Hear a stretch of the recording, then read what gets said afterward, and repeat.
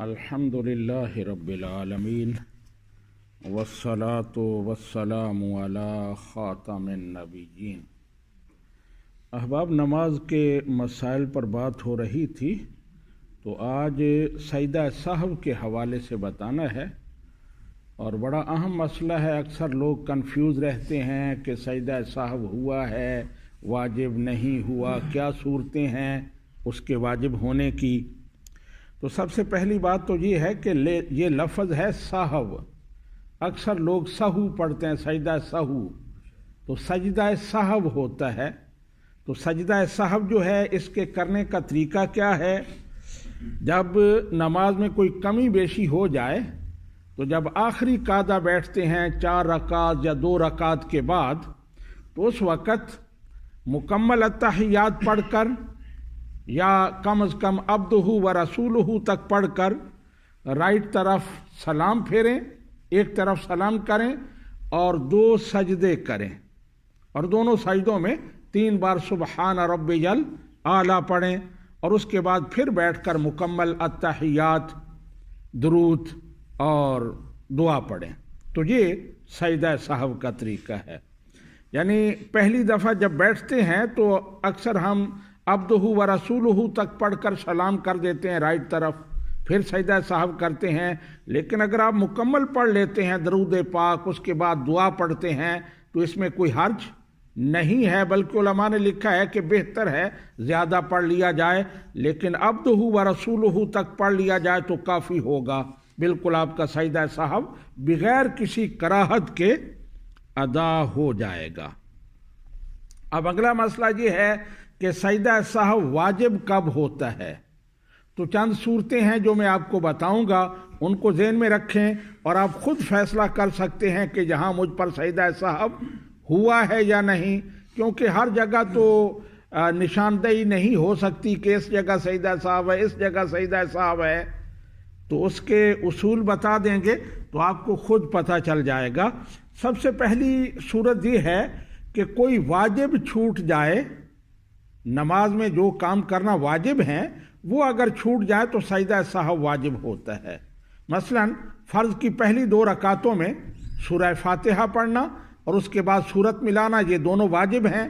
तो अगर सूरह फातिहा छोड़ दी या बाद में सूरत मिलाना छोड़ दिया तो सजदा सहव हो जाएगा। लेकिन दीगर नमाजें जो हैं उनकी तमाम रकातों में सूरह फातिहा और उसके बाद सूरत मिलाना वाजिब है। तो किसी भी रकात में, दूसरी नमाजें जो हैं उनकी किसी भी रकात में सूरत छोड़ दी या सूरह फातिहा नहीं पढ़ी तो आखिर में सजदा सहव करना होगा। तो ये एक सूरत हो गई।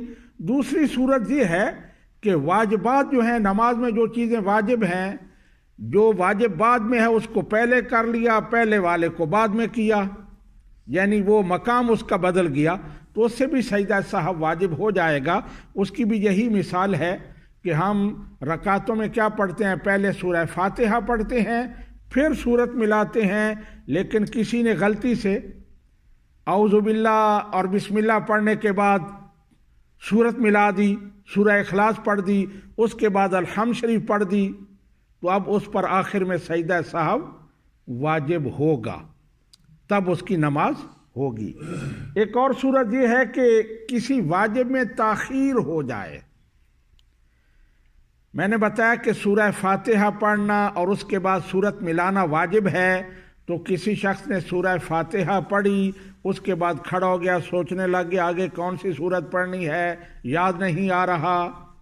3 बार सुबहान अल्लाह कहने की मिकदार वो इसी तरह खड़ा रहा, फैसला न कर सका कि कौन सी सूरत मैंने पढ़नी है। उसके बाद उसने सूरत शुरू की तो उस पर सजदा सहव वाजिब हो जाएगा, क्योंकि उसने वाजिब में ताखीर कर दी है, वाजिब में ताखीर हो गई है, इसलिए सजदा सहव वाजिब हो जाएगा। चौथी सूरत ये है कि कोई वाजिब 2 बार कर दिया, नमाज का कोई वाजिब 2 बार अदा कर दिया। उसकी मिसाल भी वही है कि सूरह फातिहा वाजिब है एक बार एक रकात में पढ़ना, उसे एक रकात में 2 बार पढ़ दिया तो सजदा सहव वाजिब हो जाएगा। इसी तरह दरमियानी कादा जब बैठते हैं तो उसमें अब्दुहु व रसूलुहु तक पढ़ना वाजिब है, अत्तहियात, लेकिन उसने ये वाजिब 2 दफ़ा यानी अत्तहियात से लेकर अब्दुहु व रसूलुहु तक 2 दफ़ा पढ़ दिया तो इससे भी सजदा सहव वाजिब हो जाएगा। एक और सूरत ये है कि किसी फ़र्ज की अदायगी में ताख़ीर हो गई, फ़र्ज अदा करना था तो उसमें देर कर दी तो इससे भी सजदा सहव वाजिब होगा। उसकी सूरत ये है कि दरमियानी कादा जब हम बैठते हैं 2 रकात के बाद तो उसके बाद अब्दुहु व रसूलुहु तक पढ़ के आगे हमने अगली रकात के लिए खड़ा होना है और ये खड़ा होना फ़र्ज है। उसमें अगर ताख़ीर कर दी तो सजदा सहव वाजिब हो जाएगा। इसी तरह हर रकात में 2 सजदे फ़र्ज हैं, हर रकात में 2 सजदे फ़र्ज हैं।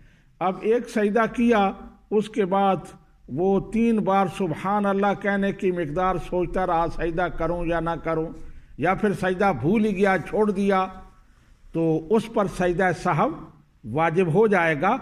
लेकिन अगर सजदा छोड़ दिया है तो फिर उसके लिए ज़रूरी है कि अगली रकातों में कहीं जाकर वो सजदा कर ले जो रह गया था। अगली रकात में 2 रकातों की बजाय 3 सजदे कर ले, या आखिरी रकात में जहाँ भी उसे याद आए 2 की बजाय 3 सजदे कर ले, तो आखिर में सजदा सहव करेगा क्योंकि उसने सजदे को अपने मकाम से दूर जाकर अदा किया है, उसमें ताख़ीर हो गई है। इसी तरह फ़र्ज में अगर तकरार हो जाए, कोई नमाज का फ़र्ज उसे 2 दफ़ा कर दे तो उससे भी सजदा सहव वाजिब हो जाता है। مثلا रुकू है, हर रकात में 1 दफ़ा वाजिब है, आपने किसी रकात में 2 दफ़ा रुकू कर दिया तो इससे भी सजदा सहव वाजिब हो जाएगा। तो ये चंद सूरतें हैं जो मैंने बता दी हैं, तो इन पर आप फोकस करें, इन्हें याद रखें। और फिर ये भी है कि इन सूरतों पर अमल करने के लिए नमाज के फ़राइज़ जानना और वाजिबात जानना भी ज़रूरी हैं। वाजिब छूट गया है, पता ही नहीं वाजिब है क्या, नमाज में क्या क्या चीज़ें वाजिब हैं, तो हमें कैसे पता चलेगा कि मुझ पर सजदा सहव हुआ है या नहीं हुआ। तो इंशाअल्लाह तबारक व तआला आगे चलकर मैं बयान करूँगा कि कौन कौन सी चीज़ें वाजिब हैं और कौन कौन सी चीज़ें नमाज में फ़र्ज हैं। अल्लाह सुब्हानहु व तआला हमें अमल की तौफ़ीक़ अता फ़रमाए। वमा अलैना इल्लल बलाग़।